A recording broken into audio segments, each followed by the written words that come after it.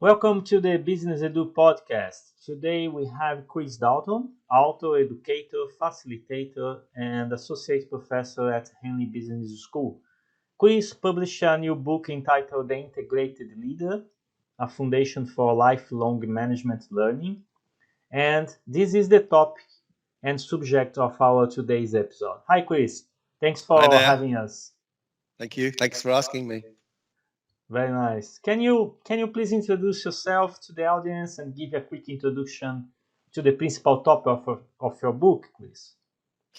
Well, the introduction to me would be I work full-time as faculty at Henley Business School. I'm based at the campus known as Greenlands, and I've been working at Henley since 2005. The last 10 or 11 years of that, I have been responsible for developing and delivering a core module on the MBA program, which we call personal development, which is the only module on the MBA actually that lives and runs all the way through stages 1, 2, and 3. So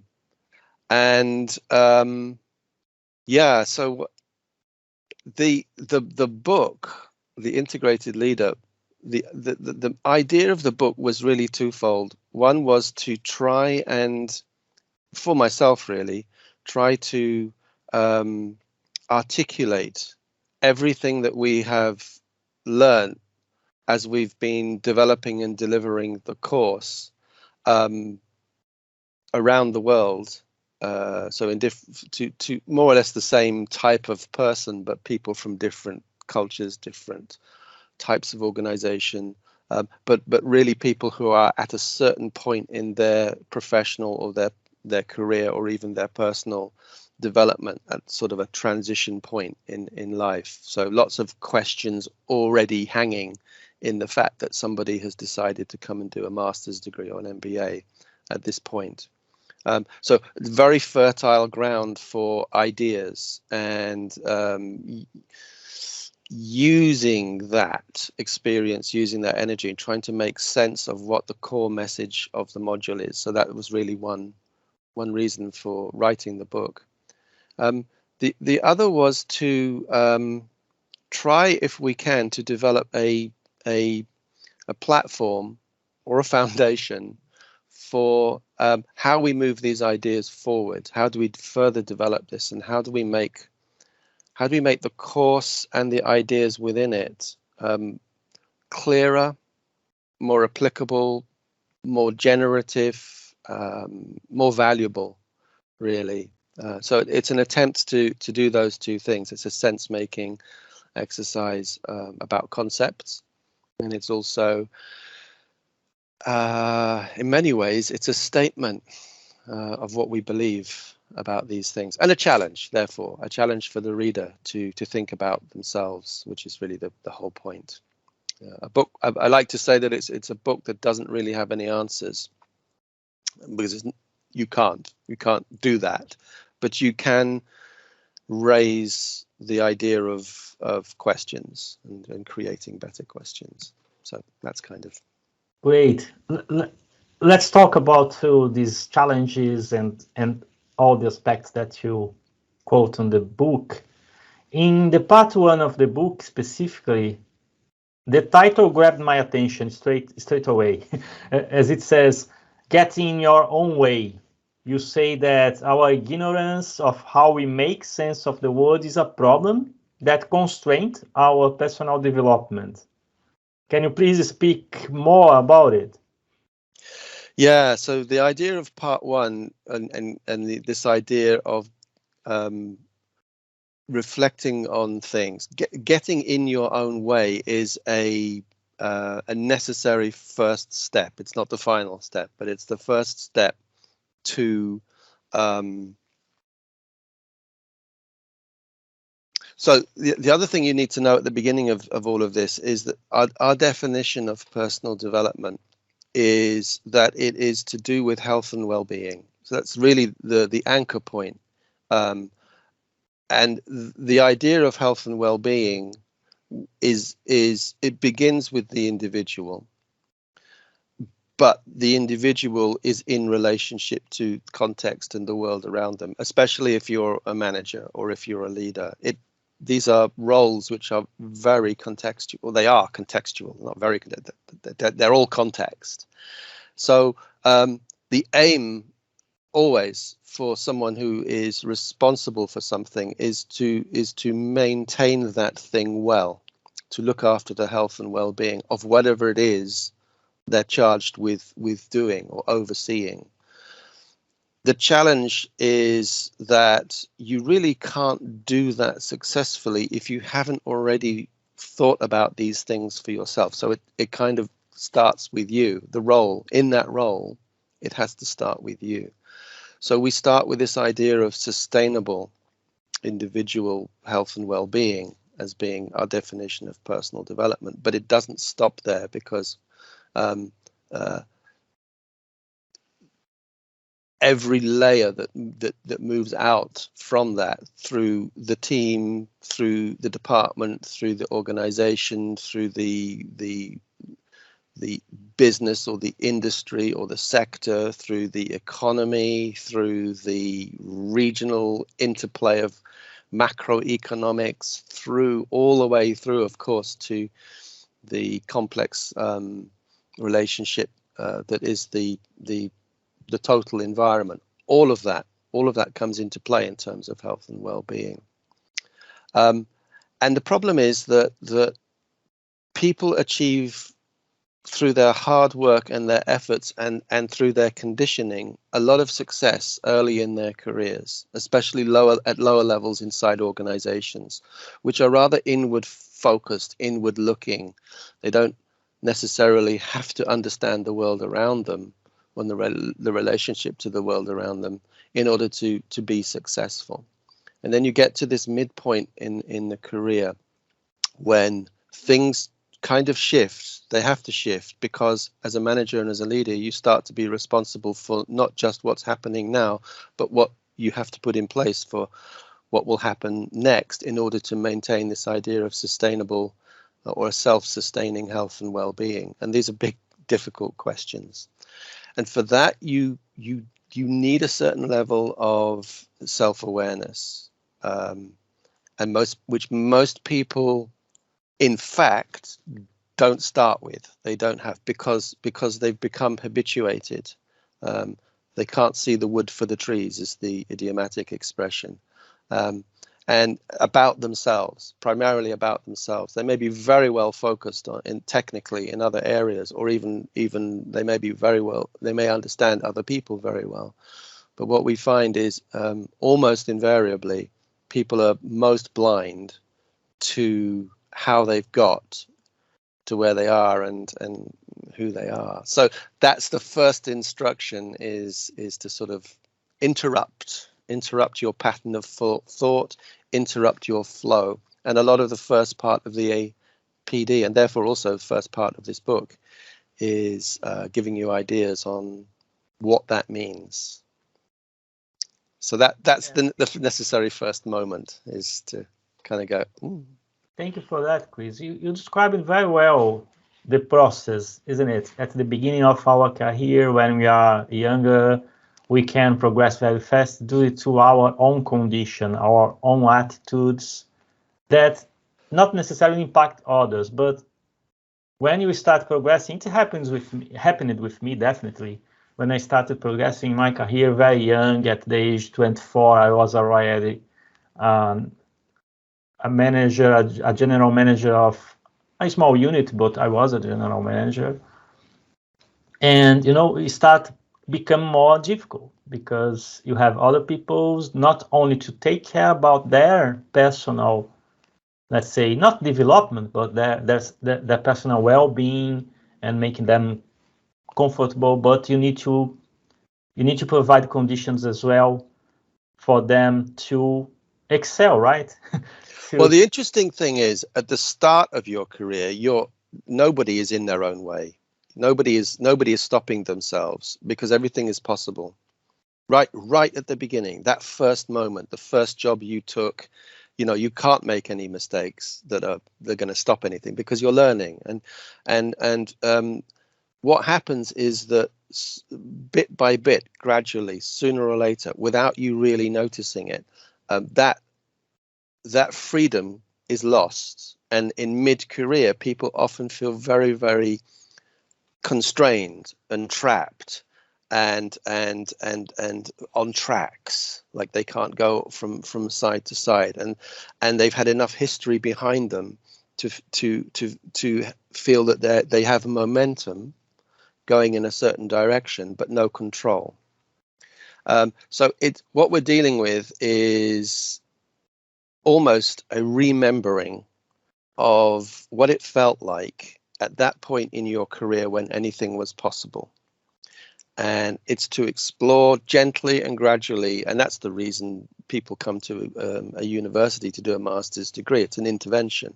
So we're playing into a space that for people who are arriving in education already bringing that work experience, like you were saying, to make that a proper transitional point, to make it even transformational, there's a bit of groundwork you have to do, which is this question of, unsettling. It's a slightly deliberate unsettling of thought patterns, not to criticize them, but to show you that they're there, because otherwise you wouldn't see them.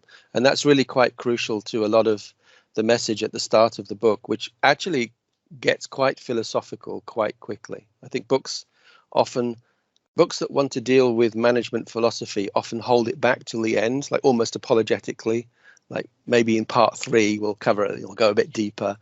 I think you have to dive in at the deep end right at the beginning. Definitely, Chris.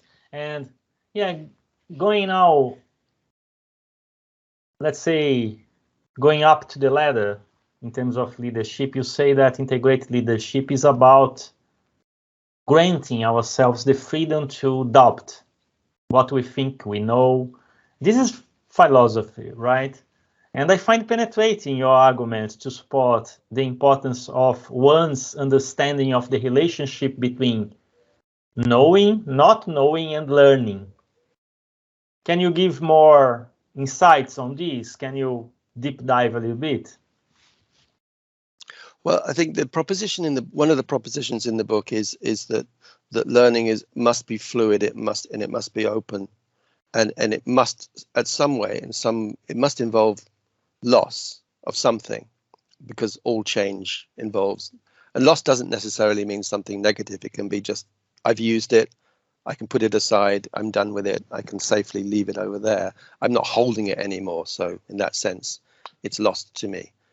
No regret. It's just, So this idea of not needing to cling, not needing to hold on to things in order to learn new things. In fact, the opposite. In order to learn new things, you kind of have to start with, and the first chapter of the book is called The Beginner's Mind, which is a phrase taken from Zen Buddhism. But the idea is completely secular. The idea is, if you're coming to learn about yourself, you kind of have to recognize what you're bringing into that and allow that to just be, and create a space for something else and something new. And that can be quite scary, precisely because what you're inviting in are things that you don't know.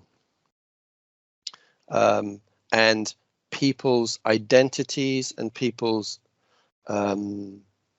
self-esteem and their self-worth, reputation, all of these things that in the middle of your career you think are you, rely primarily on this facade, this persona of I'm someone who knows something, and that's what makes me valuable. Whereas in the second half, and you were talking earlier before we started recording this, you were talking about your involvement in board level education, and I think in the second half of your career, you need to delight in the fact that you don't know. But it's a very intelligent way of saying I don't know, because it's full of curiosity, and the curiosity is the driver, because it creates the value, the valuable question, the answer to which is useful for whatever the mission of the organization is, or however you want to frame it. But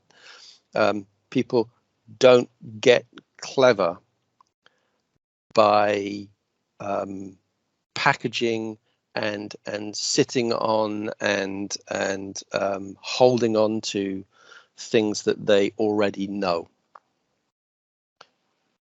It's the story of science, isn't it, really, as well, Yes. if you think about it. It is indeed. And our learning, I believe our learning is not only formal learning, but definitely in my journey until now, I'm not that old, nearly 50, but I have a lot of experience, more than 25 years working with people and leading, trying to lead people and influencing people. I consider that we learn a lot from interactions with people and from conversations and from observing people. But I consider extremely easy to say and difficult to behave detached from judging others, actions, attitudes, and behaviors. Why do you think this is important for a leader? Not only for a leader, but as a person as well. I mean, as a outside the academic or the professional, you are a person in a sense. And why do you think it's important for us and for lifelong management learning try to be detached from judging others? Judging others. Well, I think the call is not the judgment call is not to say that you should not judge others, because it's almost impossible to do that. So you either have to, you can transcend that, but you can't fight it. You can't battle it with non-judging, because you become judgmental about non-judging. It's a trap.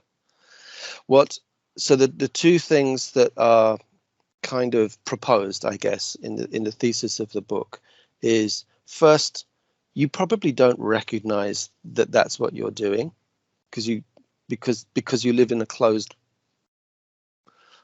world to a certain extent, and this is why interaction, conversation, dialogue, listening, this is why the facilitated space of a formal learning environment can provide you with it can switch on the light in the room, and then you see what the furniture is, because we know our front room so intimately that we could walk around in the dark, but we don't actually know, we haven't looked at what's there. So it's the first step is this idea of just seeing things as they are, but then you can't see something as it is if you bring a lens to it, a judgment to it. So you kind of have to see that you're judging.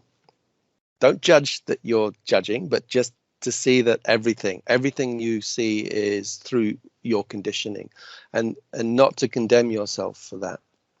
And then if you can do that, if you can see it, then you can understand it. And if you can understand it, you might be able to transcend it. In other words,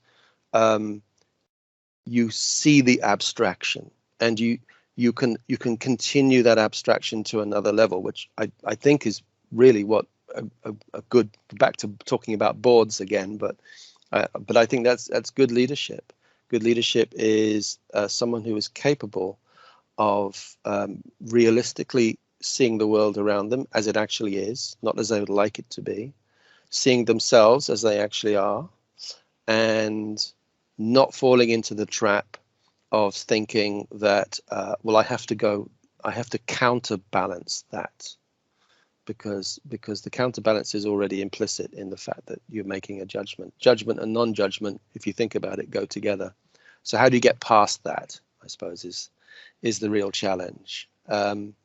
And that is a reflective process, best done in dialogue and conversation like this, because inevitably what happens when you start to listen to people talk about these things, or when you start to listen to yourself talk about these things, which is what writing journals down can do for you. Once you start to get into that dialogue, that process, then you have the insights. And those insights are usually sort of an abstraction of not problem solving, but problem dissolving.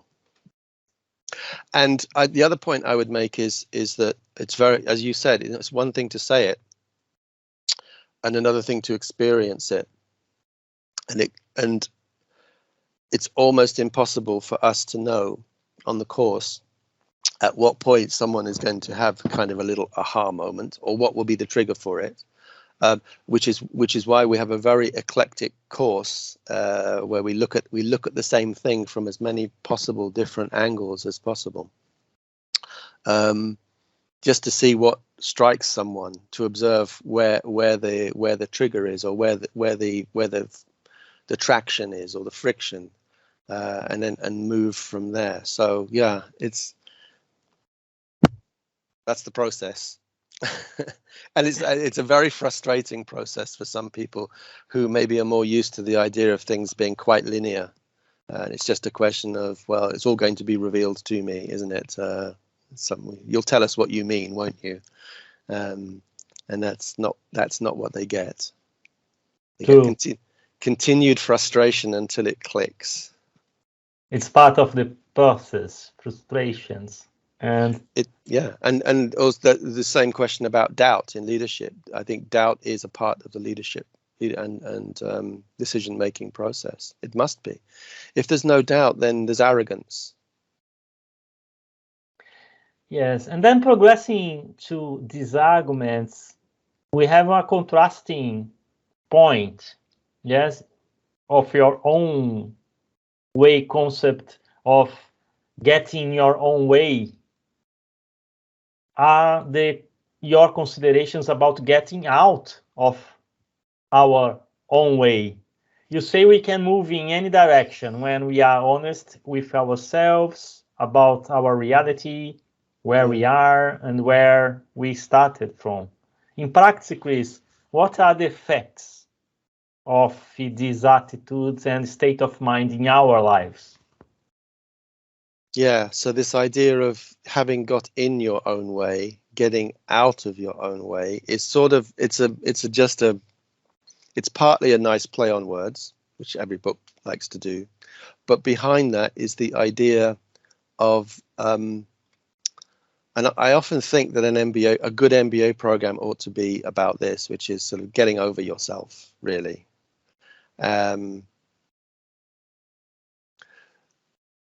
And I don't want to say it's about not taking yourself seriously, because that's not it. And by the way, that's not it is perhaps the best process you can try to follow in trying to work out what this is all about, because you'll never be able to put your finger quite on it.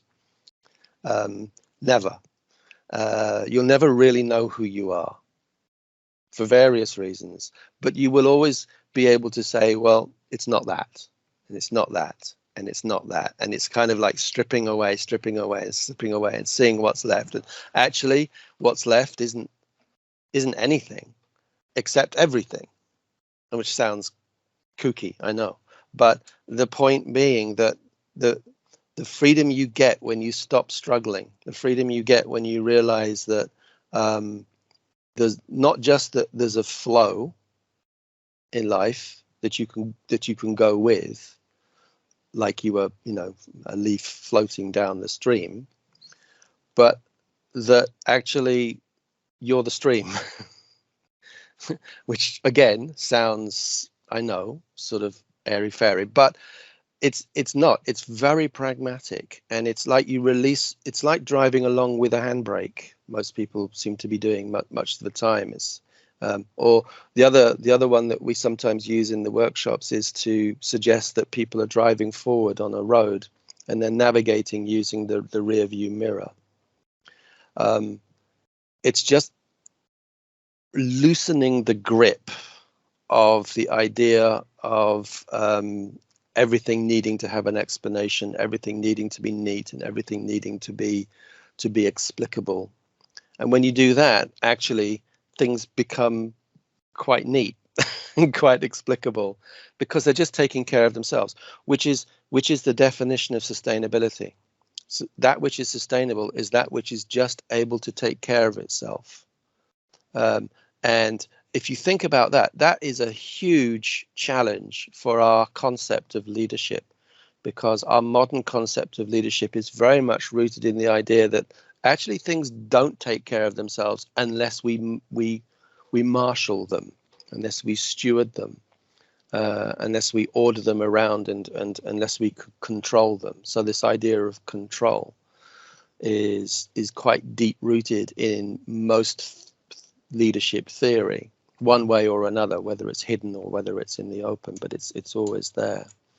And actually, in a healthy organization, things do take care of themselves. In a healthy environment, as in a healthy ecosystem, in any ecosystem which is healthy, it's running itself, it's working itself.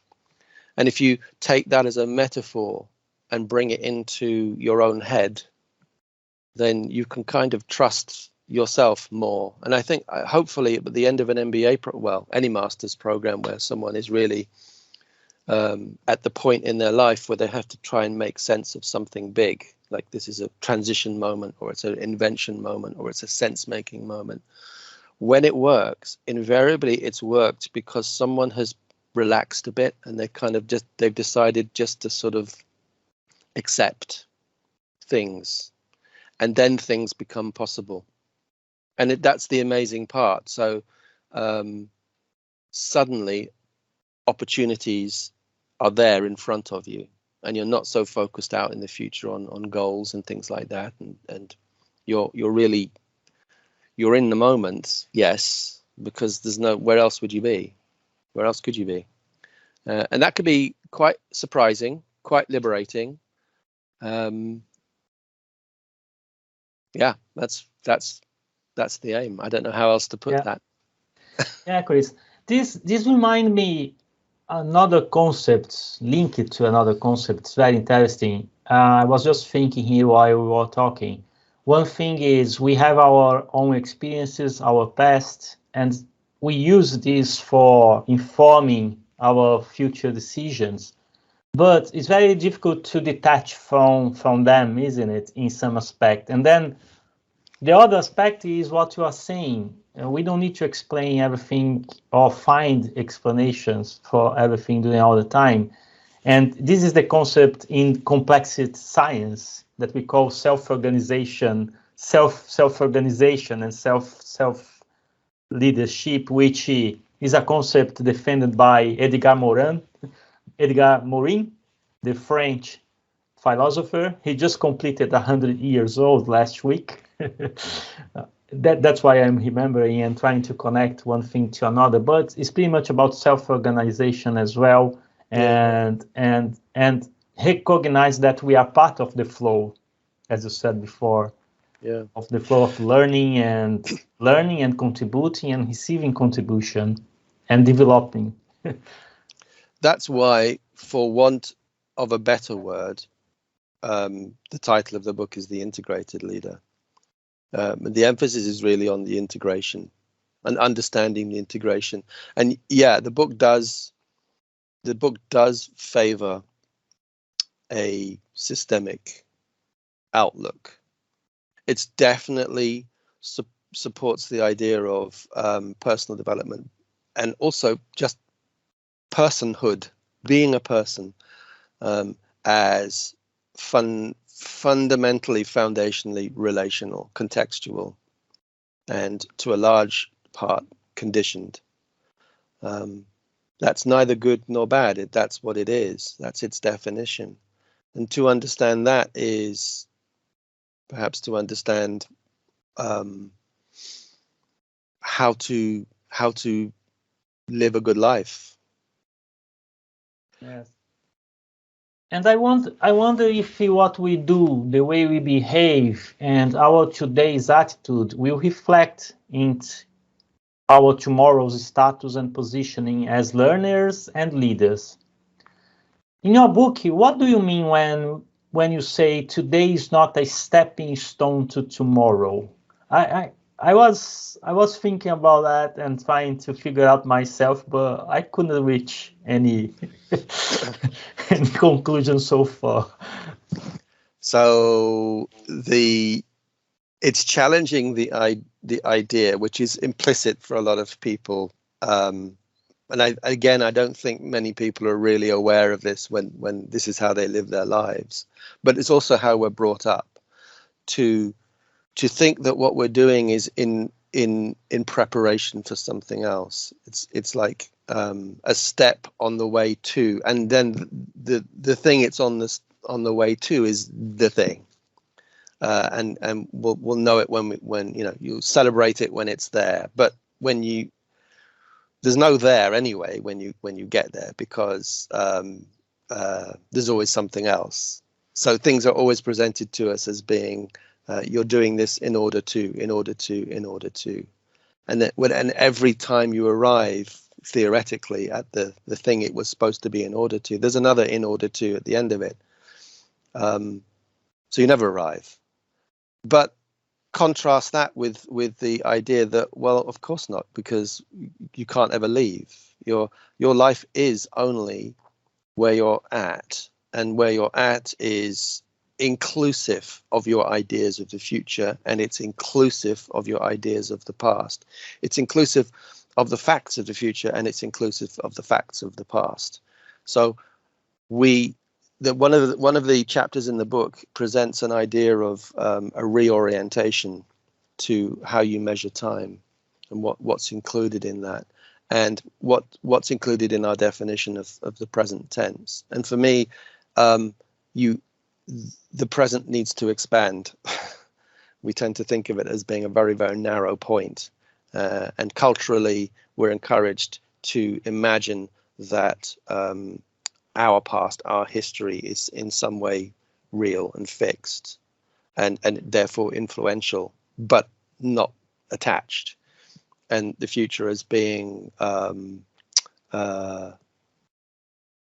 full of possibilities, which any one of which you could move towards. And I just think that the present needs to be much more elastic, and we need to redefine. And there's no tomorrow. I mean, I know that sounds like a corny line, but actually it's true.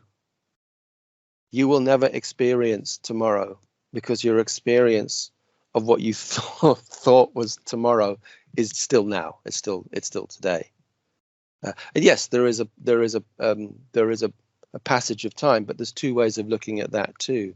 You can look at it in a detached way, and say that, and this is how we tend to see things, that time is this sort of concept along which we travel, and therefore there are things that feel like they're there on that line, and I'm currently here on this line, and look, the line carries on, and then I'll be there tomorrow. And that's the what most people would carry with them as their concept of their movement through life. And this is how we define career and progress, and lots of judgments that we make use this as a presupposition, but it's also an illusion. You could equally, with equal force and equal philosophical weight, you could argue that it is simply the experience that creates the time. And I don't have to move. It's all coming towards whatever it is. It's coming towards me. And in fact, that's my experience of living, is what time is. And it's a bit like, I was thinking about this the other day. So we all have our sunset stories. That point you're on holiday and it's a lovely, warm, sandy beach, or at some resort somewhere, and there's the sea, and in the evening everybody gathers with a drink or with some music, and they wait for the sun to go down, and we all cheer when it happens. and we talk in everyday language about sunrise and sunset. And this is the way that none of us really challenge this. It's all very, it's what we see with our with our eyes. Look, there's the sun. Actually, of course, what we know intellectually is that the Earth is rotating, and so it's the opposite. We're the ones who are rising. We're the ones who are falling, not the sun. So, and I think it's the same with our experience of time. We're kind of living on this big ball of illusion about what, and we make value judgments about what life is worth on the basis of that, and then you end up with this tremendous sense of regret and guilt and awful feeling that you haven't achieved anything, which is ridiculous as well. So that's kind of the world my head lives in when we're talking about personal development, because I think it's a much more liberating proposition to say that everything that is possible in life is only ever possible for you where you're at right now, and then tomorrow obviously can't be a stepping stone to anything. Or today can't be a stepping stone to tomorrow. I mean, that's ridiculous. And between everything, we have the changes, right? The changes in the environment, the changes in other people, and everything and everyone needs to change. I couldn't agree more than because my life is made of constant change. I promoted this change to my life myself because I feel I am responsible for that. Yeah.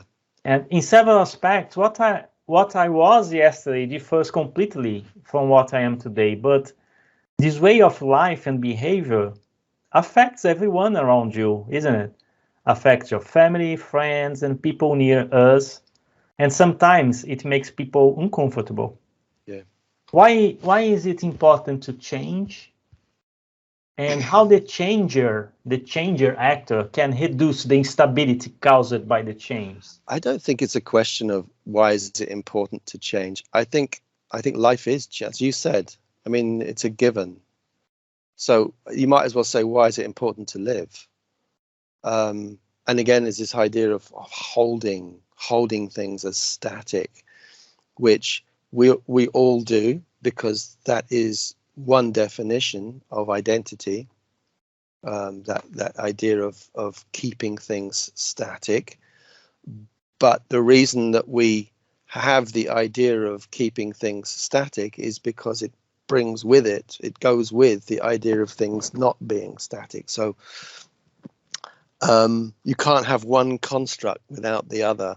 And again, it's back to the illusion of, is the sun going up, is the sun going down? Well, it's neither, really, is it?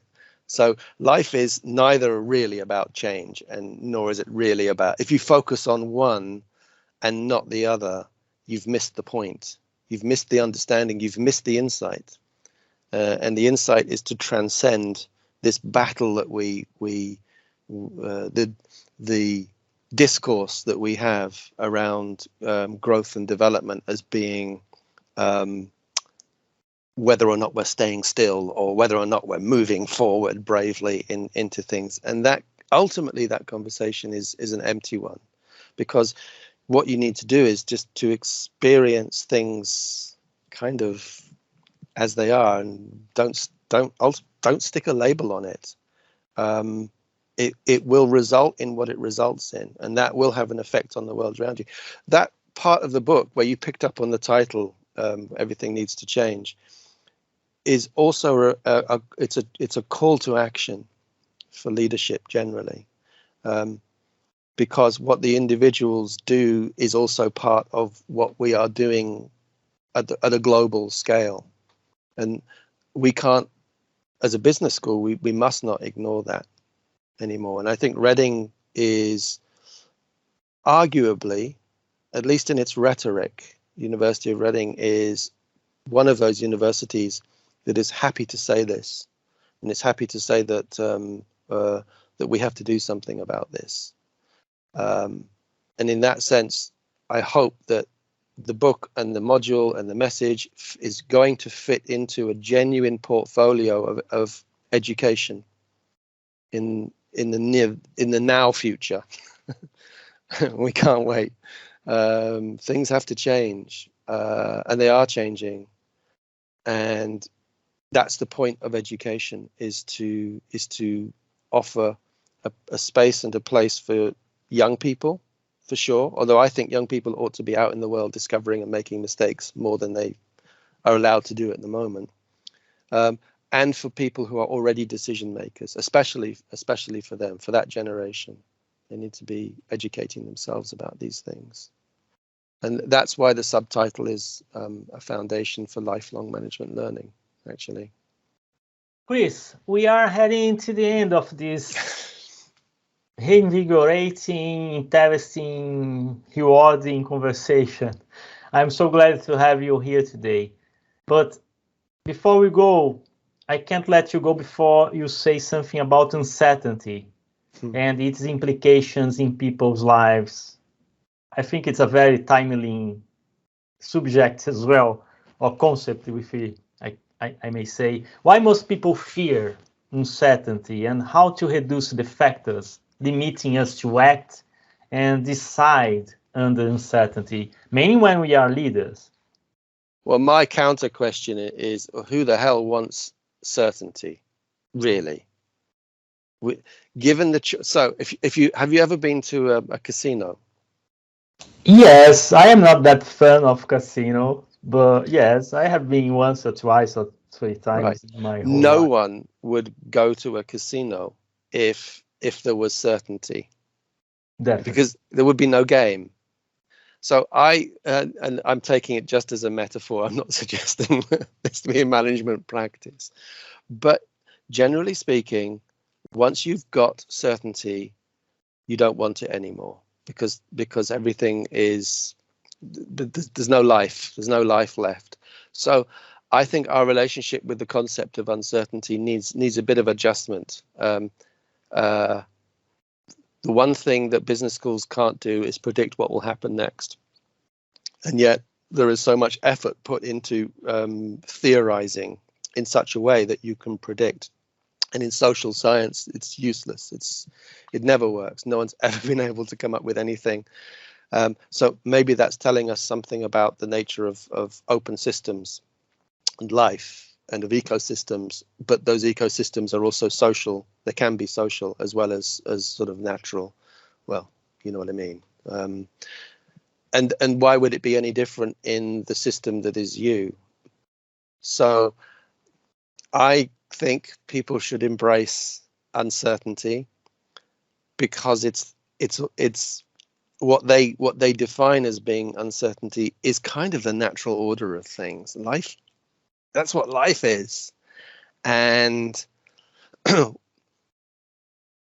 fun is to play that boundary, to play the game in life between order and disorder. Too far one way and you dissolve, too far the other way and you disappear. So ultimately it is about, again, I want to use this word, but it's not a great word to use, to transcend the question of certainty versus uncertainty, because you'll never get rid. If you've got one, you've automatically got the other, and that's what I think makes life worth living. So that's kind of my very convoluted response, I suppose, to enjoy that you don't know stuff. Yes, great. Thank you very much, Chris. This was, again, very penetrating, interesting, rewarding, reinvigorating conversation.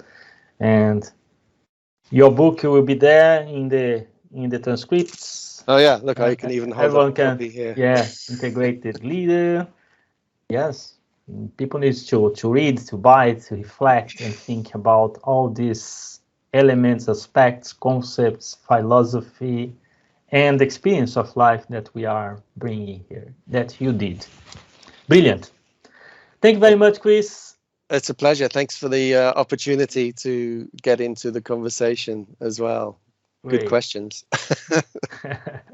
No Great. answers, but good questions. Yes. Great. This is the end of our episode.